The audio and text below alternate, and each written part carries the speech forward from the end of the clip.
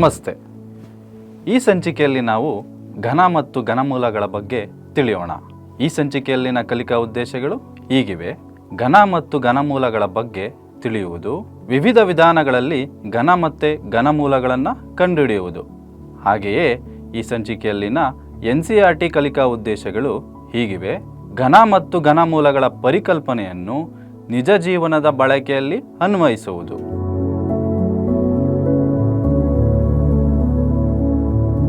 ಹಾಗೆ ಇದಕ್ಕೆ ಬೇಕಾಗಿರುವಂಥ ಕಲಿಕಾ ಸಾಮಗ್ರಿಗಳು 2D ಶೇಪ್ಸ್, 3D ಶೇಪ್ಸ್ ಹಾಗೂ ಯೂನಿಫಿಕ್ಸ್ ಘನಗಳು. ವರ್ಗ ಮತ್ತು ವರ್ಗಮೂಲಗಳ ಮುಂದುವರೆದ ಭಾಗವೇ ಘನ ಮತ್ತು ಘನಮೂಲಗಳು. ಅದರ ಪರಿಚಯವನ್ನು ಈ ಸಂಚಿಕೆಯಲ್ಲಿ ತಿಳಿಯೋಣ.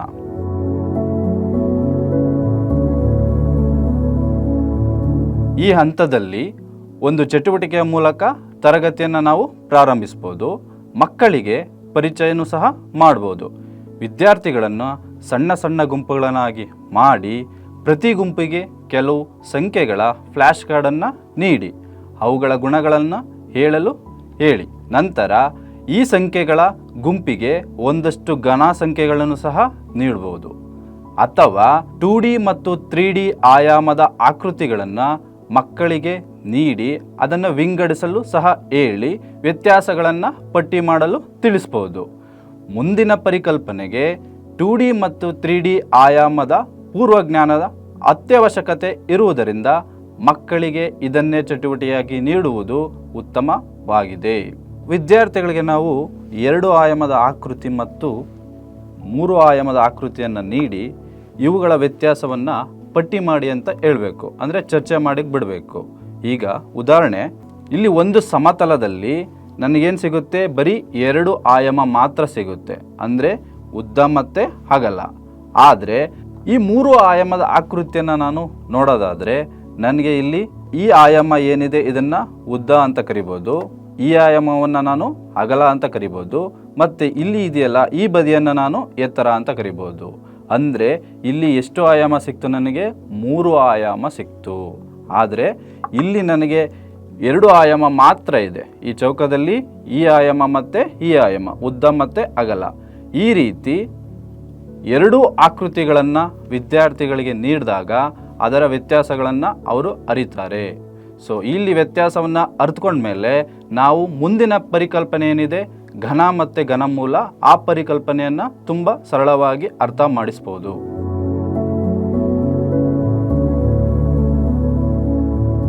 ಈ ಘನ ಮತ್ತು ಘನಮೂಲ ಪರಿಕಲ್ಪನೆಯನ್ನು ನಾವು ಅರ್ಥ ಮಾಡ್ಕೊಳ್ಳಿಕ್ಕೆ ನಮ್ಮ ಕಿಟ್ನಲ್ಲಿರುವಂತಹ ಯೂನಿಫಿಕ್ಸ್ ಘನ ಏನಿದೆ ಇದನ್ನು ನಾವು ಬಳಸ್ಬೋದು. ಸೊ ಇದು ಏನಾಗಿದೆ? ಚೌಕ ಘನವಾಗಿದೆ. ಅಂದರೆ ಇಲ್ಲೂ ಸಹ ನನಗೆ 3 ಆಯಾಮ ಕಾಣುತ್ತೆ. ಇದನ್ನು ನಾವು ಉದ್ದ ಅಂತ ಪರಿಗಣನೆ ಮಾಡಿದ್ರೆ ಇದನ್ನು ನಾವು ಅಗಲ ಅಂತ ಪರಿಗಣನೆ ಮಾಡ್ಬೋದು. ಈ ಬದಿಯನ್ನು, ಈ ಬದಿ ಏನಿದೆ ಇದನ್ನು ನಾವು ಎತ್ತರ ಅಂತ ಪರಿಗಣನೆ ಮಾಡ್ಬೋದು. ಹಾಗಾಗಿ ಈ ಯೂನಿಫಿಕ್ಸ್ ಘನಗಳು ಸಹ 3 ಆಯಾಮದ ಆಕೃತಿಯಾಗಿದೆ. ಸೊ ಇದರ ಬಳಕೆಯಿಂದ ನಾವೇನು ಮಾಡ್ಬೋದು? ಘನ ಮತ್ತು ಘನಮೂಲಗಳ ಪರಿಕಲ್ಪನೆಯನ್ನು ಅರ್ಥ ಮಾಡಿಸ್ಬೋದು. ಈಗ ಅದನ್ನು ಹೇಗೆ ಅರ್ಥ ಮಾಡಿಸ್ಬೋದು ಅನ್ನೋದನ್ನು ನೋಡೋಣ. ಮೊದಲಿಗೆ ಘನ ಸಂಖ್ಯೆಯನ್ನು ಪರಿಚಯ ಮಾಡೋಣ. ಅಂದರೆ ಘನ ಸಂಖ್ಯೆಗಳನ್ನ ಹೇಗೆ ಕಂಡುಹಿಡಿಬೋದು ಅಂತ ತಿಳಿಯೋಣ.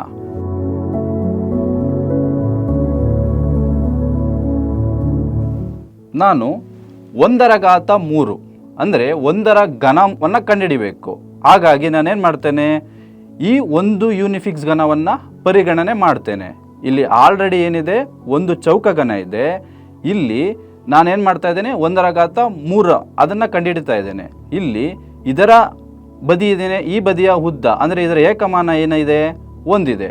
ಹಾಗೆ ಇದರ ಬದಿಯ ಏಕಮಾನ ಏನಿದೆ? ಒಂದಿದೆ. ಅಂದರೆ ಉದ್ದದು ಒಂದಿದೆ ಏಕಮಾನ, ಅಗಲದು ಸಹ ಒಂದು ಏಕಮಾನ ಇದೆ, ಎತ್ತರ ಏನಿದೆ ಇದು ಸಹ ಒಂದಿದೆ. ಹಾಗಾಗಿ 3 ಆಯಾಮದ ಬದಿಗಳು ಏನಾಗಿದೆ? ಸಮನಾಗಿದೆ. ಸಮನಾಗಿದ್ದರೆ ಮಾತ್ರ ನಾವು ಅದನ್ನು ಚೌಕ ಘನ ಅಂತ ಕರಿತೀವಿ ಅಥವಾ ಘನ ಅಂತ ಕರಿತೇವೆ.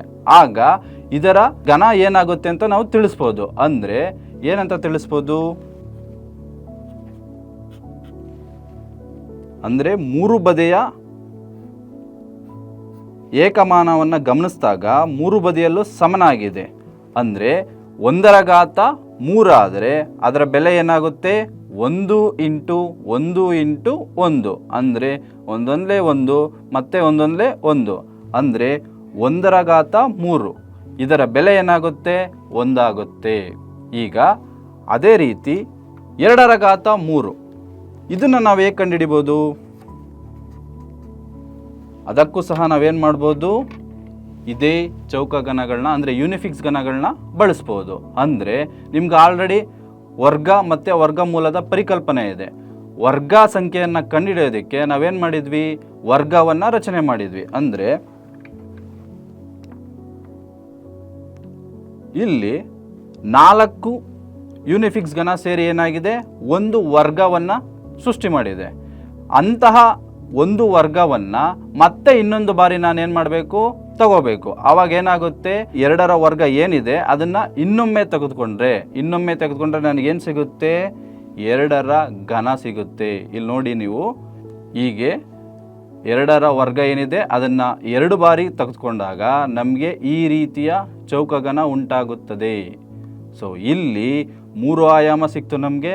ಇಲ್ಲಿ 3 ಆಯಾಮ ಸಿಕ್ಕಿರೋದ್ರಿಂದ ಇಲ್ಲಿ ನೋಡಿ, ಒಂದು ಬದಿಯ ಏಕಮಾನ ಏನಾಗಿದೆ? ಒಂದು ಬದಿಯ ಏಕಮಾನ 2 ಆಗಿದೆ. ಮತ್ತು ಇಲ್ಲಿ ಅಗಲ ಏನಿದೆ ಅದರ ಏಕಮಾನನೂ ಸಹ 2 ಆಗಿದೆ. ಮತ್ತು ಇಲ್ಲಿ ಉದ್ದ ಏನಿದೆ ಅದರ ಏಕಮಾನನೂ ಸಹ 2 ಆಗಿದೆ. ಹಾಗಾಗಿ 3 ಬದಿಯಲ್ಲೂ ಏನಾಗಿದೆ?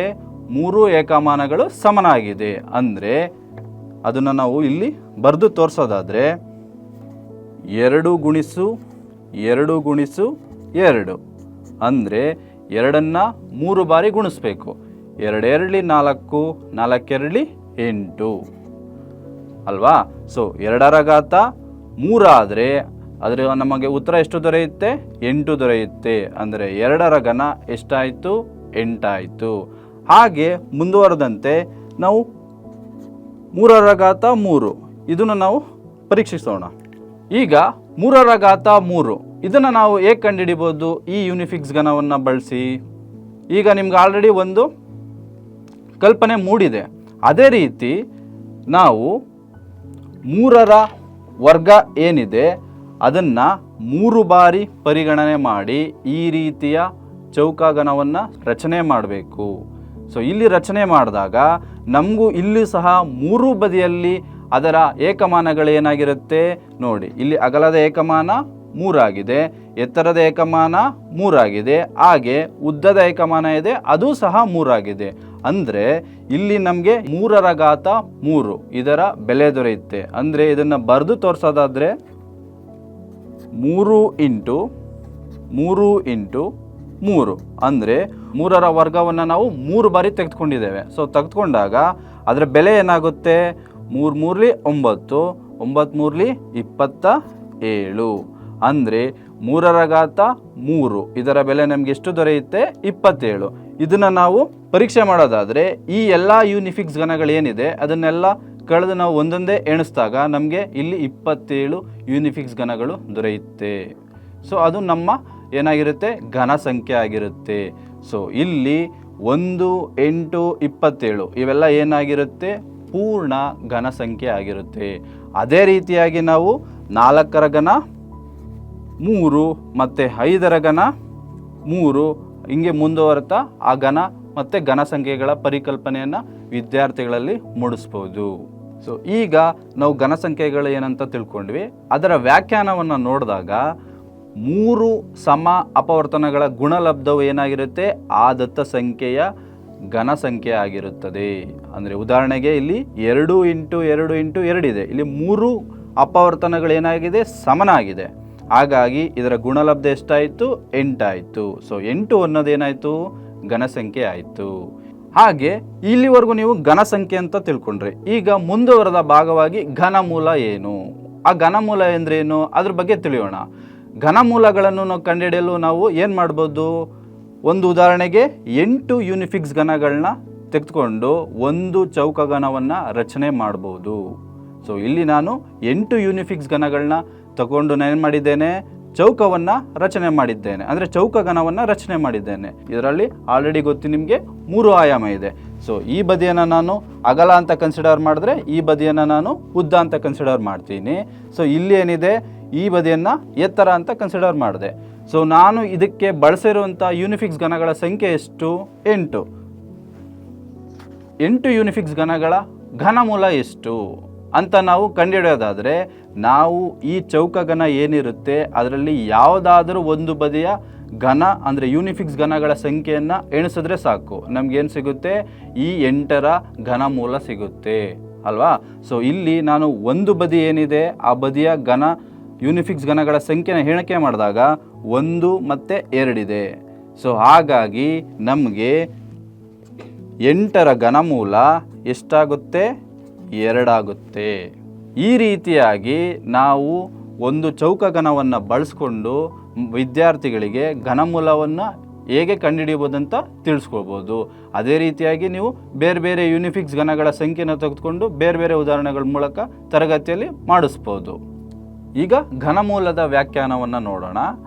ಚೌಕಘನದ ಯಾವುದಾದರೂ ಒಂದು ಬದಿಯ ಎತ್ತರವನ್ನು ನಾನು ಪರಿಗಣನೆ ತಗೊಂಡ್ರೆ ಅದು ಆ ಚೌಕಘನದ ಏನಾಗಿರುತ್ತೆ? ಘನಮೂಲ ಆಗಿರುತ್ತೆ. ಇಲ್ಲಿ 8ರ ಘನಮೂಲ ಎಷ್ಟಾಯಿತು? 2 ಆಯಿತು. ಈಗ ಇದೇ ಪರಿಕಲ್ಪನೆಯನ್ನು ಇದೇ ಉದಾಹರಣೆಗಳನ್ನ ನಾವು ಪ್ರಾತಿನಿಧಿಕ ಹಂತದಲ್ಲಿ ಪ್ರತಿನಿಧಿಸ್ಬೋದಾ? ಇಲ್ಲ. ಯಾಕೆಂದರೆ ಘನ ಮತ್ತು ಘನಮೂಲಗಳು 3 ಆಯಾಮದ ಪರಿಕಲ್ಪನೆ ಆಗಿರುವುದರಿಂದ ಇದನ್ನು ಪ್ರತಿನಿಧಿಸಲು ಚೌಕಳಿ ಪುಸ್ತಕದಲ್ಲಿ ಸಾಧ್ಯವಿಲ್ಲ.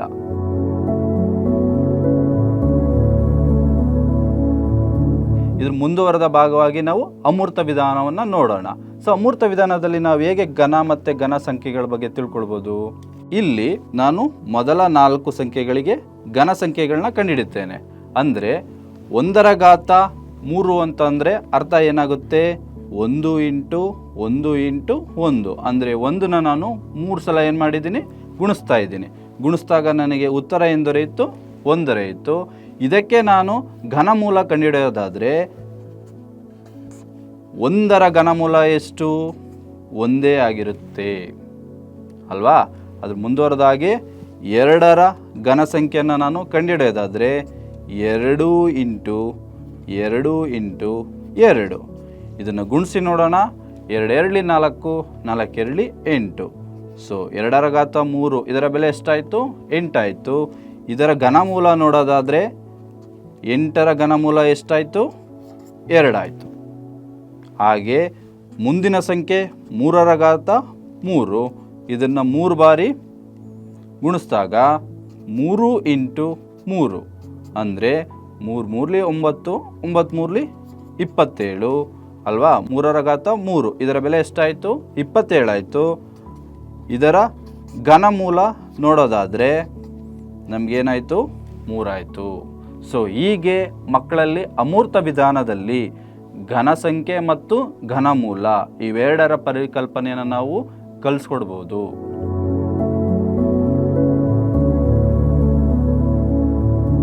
ಈಗ ಘನ ಮತ್ತು ಘನಮೂಲ ಈ ಪರಿಕಲ್ಪನೆಯ ನಿಜ ಜೀವನದ ಬಳಕೆಯ ಅಥವಾ ಉಪಯೋಗಗಳು ಯಾವ ಯಾವ ಕ್ಷೇತ್ರಗಳಲ್ಲಿ ಕಂಡುಬರುತ್ತೆ ಅನ್ನೋದನ್ನು ವಿದ್ಯಾರ್ಥಿಗಳಿಗೆ ಮನನ ಮಾಡಿಕೊಡ್ಬೇಕು. ಅದನ್ನು ನಾವು ಕೆಲವು ಉದಾಹರಣೆಗಳ ಮೂಲಕ ನೋಡೋಣ.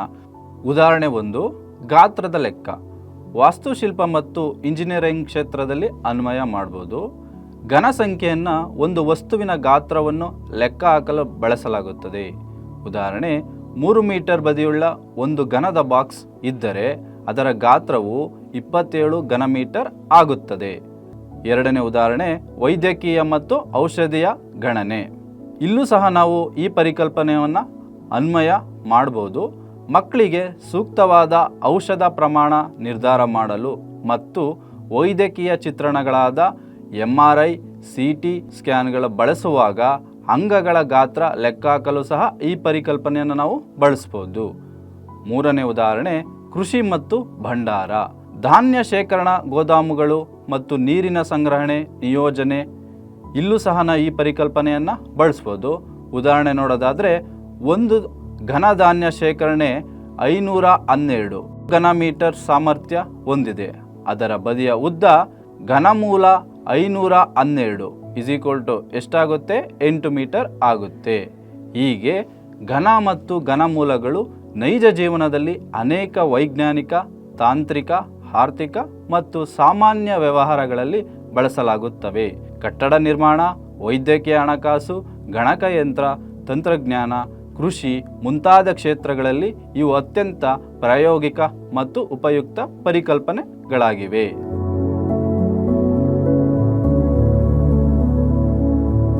ಹಾಗೆ ಮುಂದುವರೆದಂತೆ ಮೌಲ್ಯಮಾಪನ ಪ್ರಶ್ನೆಗಳನ್ನು ಈ ಪರಿಕಲ್ಪನೆಗೆ ಸಂಬಂಧಪಟ್ಟಂತೆ ನೋಡೋದಾದರೆ, ಮೊದಲನೇ ಪ್ರಶ್ನೆ, ಕೆಳಗಿನವುಗಳಲ್ಲಿ ಯಾವ ಸಂಖ್ಯೆಗಳು ಪೂರ್ಣ ಗಣಗಳಾಗಿವೆ? 400, 3375, 8000, 15625. ಎರಡನೇ ಪ್ರಶ್ನೆ, ಈ ಕೆಳಗಿನ ಪ್ರತಿಯೊಂದು ಸಂಖ್ಯೆಯ ಬಿಡಿ ಸ್ಥಾನದಲ್ಲಿರುವ ಅಂಕಿಯ ಘನವನ್ನು ಕಂಡುಹಿಡಿಯಿರಿ. 3331, 8888, 149, 1005. ಹಾಗೆ ಮುಂದುವರೆದಂತೆ ಈ ಹಂತಕ್ಕೆ ನಾವು ನಮ್ಮ ಗಣಿತ ಪಠ್ಯಪುಸ್ತಕದಲ್ಲಿ ಏನಿದೆ ಆ ಅಭ್ಯಾಸದ ಲೆಕ್ಕಗಳನ್ನು ಸಹ ನಾವು ಅಭ್ಯಾಸ ಮಾಡಿಸಬಹುದು.